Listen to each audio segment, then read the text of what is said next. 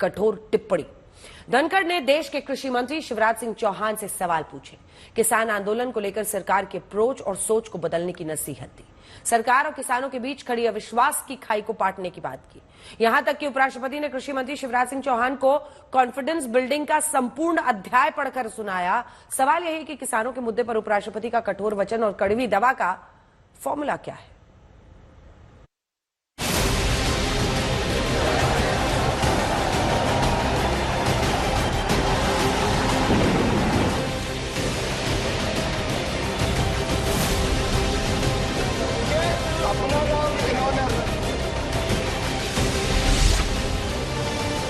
उपराष्ट्रपति का बयान, फंस गए शिवराज चौहान। क्यों किसानों के मुद्दे पर निशाने पर कृषि मंत्री? क्या उन्होंने लिखित में वादा किया था? क्या आंदोलनकारी किसानों के साथ छल हुआ?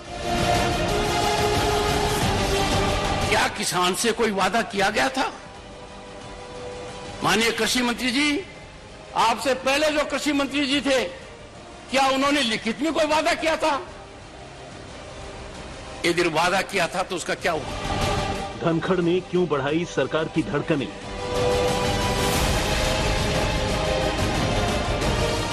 किसानों पर कृषि मंत्री को धनखड़ की कड़वी दवा। किसान से वार्ता अविलंब होनी चाहिए और हमें सबको जानकारी होनी चाहिए कि क्या किसान से कोई वादा किया गया था।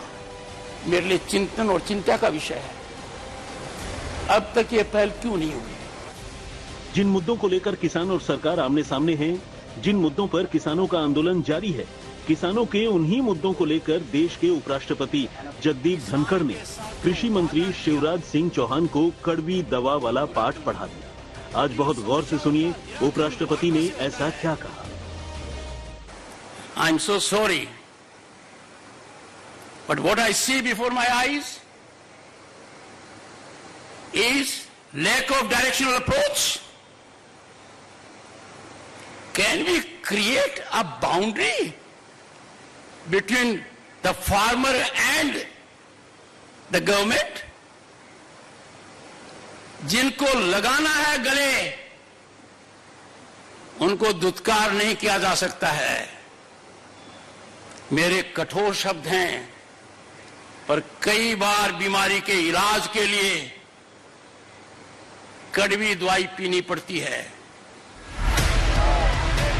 देश के अन्नदाता के हालात का आकलन करते हुए उपराष्ट्रपति ने माना कि उनका बयान कई लोगों को बहुत चुभेगा, लेकिन अब वक्त कठोर शब्द और कड़वी दवा पीने का है। तभी तो देश के उपराष्ट्रपति जगदीप धनखड़ ने देश के कृषि मंत्री शिवराज सिंह चौहान से खुल्लम खुल्ला किसानों को लेकर सवाल पूछा है। क्या किसान आंदोलन को संकुचित सोच से देखना सही है? क्या सरकार ने किसानों के साथ कोई लिखित वादा किया था? अगर वादा किया था तो पूरा क्यों नहीं हुआ? किसानों को एमएसपी की गारंटी क्यों नहीं मिली? अपनी मांग को लेकर सड़कों पर उतरे किसानों के साथ कृषि मंत्री ने अब तक वार्ता क्यों नहीं की? कि किसान के साथ जो वादा किया वो पूरा क्यों नहीं हुआ? आपके लिए चुनौती है, जब कोई भी सरकार वादा करती है और वो वादा किसान से जुड़ा हुआ है, तो हमें कभी कोई कसर नहीं रखनी चाहिए। किसान हमारे लिए आदरणीय है, प्रातः स्मरणीय है, सदैव वंदनीय है। मैं खुद कृषक पुत्र हूं। जिस वक्त मुंबई में केंद्रीय कपास प्रौद्योगिकी अनुसंधान संस्थान के शताब्दी समारोह में उपराष्ट्रपति बोल रहे थे, उस वक्त उनके दिमाग में किसान आंदोलन की ये तस्वीरें लगातार घूम रही थी। तस्वीर नंबर 1, अपनी मांग को लेकर खुले आसमान के नीचे बैठे किसान। तस्वीर नंबर 2, किसानों को रोकने के लिए जब लगाई गई सड़कों पर कीलें। तस्वीर नंबर 3, जब किसानों के साथ सरकार की कई राउंड की वार्ता हुई।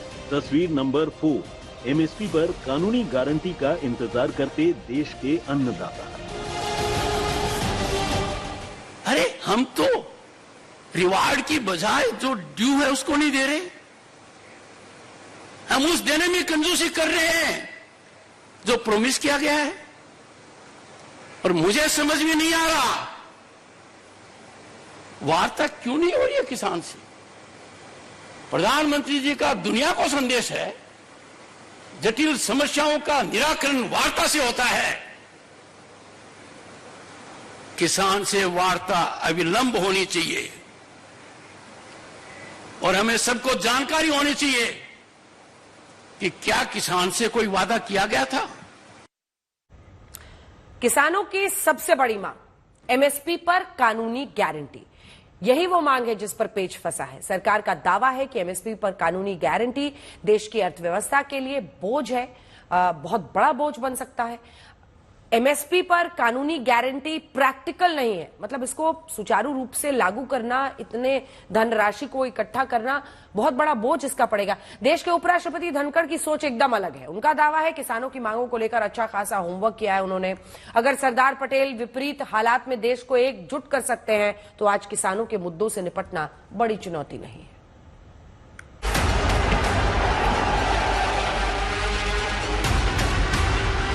प्रधानमंत्री जी का दुनिया को संदेश है। क्या एमएसपी पर कानूनी गारंटी संभव है? क्या आंदोलनकारी किसान मान जाएंगे?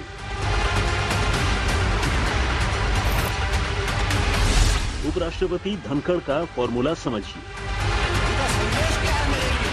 उनका संदेश है, उपराष्ट्रपति धनखड़ का दावा है कि किसानों की मांग को लेकर उन्होंने देश के अर्थशास्त्रियों से चर्चा की। किसानों की मांगें ऐसी नहीं जो पूरी नहीं की जा सकती।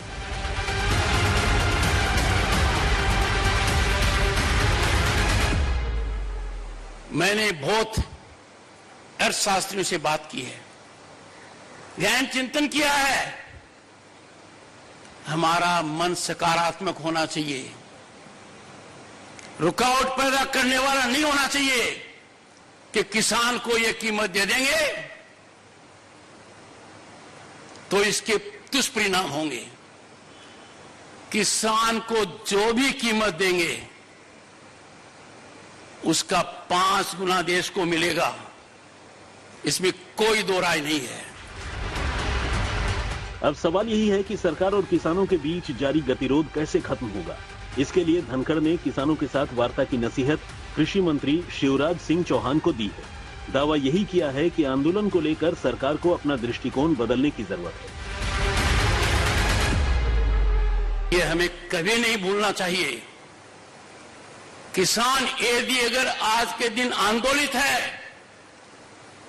उस आंदोलन का आकलन सीमित रूप से करना बहुत बड़ी गलतफहमी और भूल होगी। जो किसान सड़क पर नहीं है वो भी आज के दिन चिंतित है, आज के दिन परेशान है। आज तक ब्यूरो।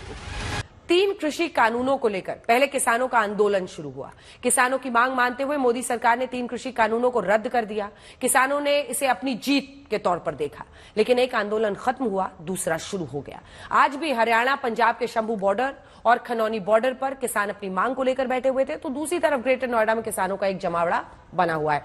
ऐसे में किसानों के मुद्दों पर मोदी सरकार को विपक्ष लगातार घेरता आया है, लिहाजा उपराष्ट्रपति के बयान से विपक्ष बहुत गदगद है। किसान के साथ जो वादा किया वो पूरा क्यों नहीं हुआ?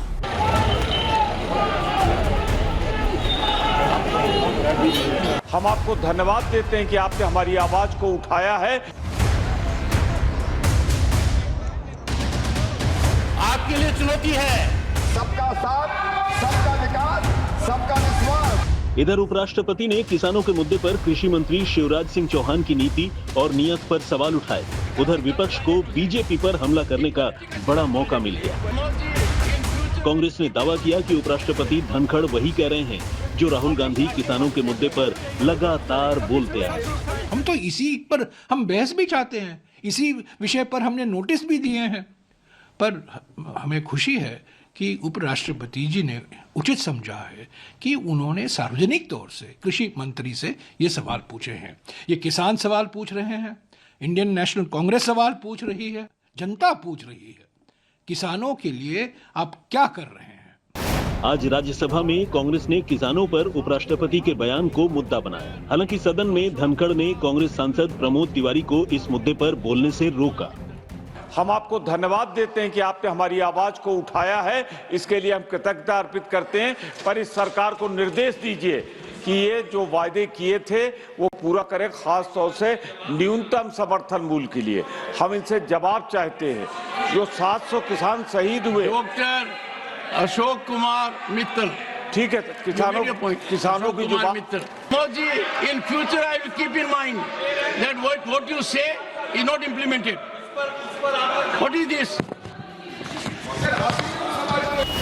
कांग्रेस ने उपराष्ट्रपति के बयान के बहाने मोदी सरकार पर जमकर निशाना साधा तो तमाम किसान नेता यही कह रहे हैं कि अब तो किसानों के मुद्दे पर आंखें खोले सरकार।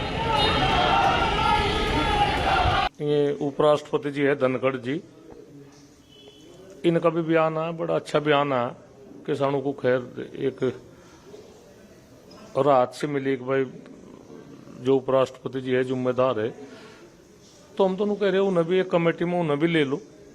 देश के उपराष्ट्रपति जी ने महाराष्ट्र में जो बयानबाजी की है, मुझे लगता संविधान के दूसरे बड़े ओहदे पर बैठे हुए शख्स ने जो कुछ कहा उनकी अंतरात्मा जागी है, उनको उनकी अंतरात्मा ने झंझोड़ा होगा। इस समय देश में किसान और खेतीहर मजदूर अच्छी अवस्था में नहीं है, तभी उनको सवाल करना पड़ा वर्तमान खेतीबाड़ी मंत्री से, अगर किसानों से वादा किया है तो पूरा क्यों नहीं हो सकता। उपराष्ट्रपति धनखड़ ने कृषि मंत्री की भूमिका पर सवाल उठाए, किसानों के हक में फैसले लेने की नसीहत दी, लेकिन इसी नसीहत से कृषि मंत्री शिवराज सिंह की कार्यशैली सवालों के घेरे में आ गई। जब शिवराज सिंह से उपराष्ट्रपति की टिप्पणी के बारे में पूछा गया तो सुनिए उनका जवाब। उनको प्रणाम करता हूं, उनका बहुत आदर करता हूं। उनको प्रणाम करता हूं, उनका बहुत आदर करता हूं। सवाल से बचते हुए शिवराज सिंह चौहान निकल गए। सवाल से बच गए, लेकिन किसानों के मुद्दे पर शिवराज सिंह बुरी तरह से घिर गए।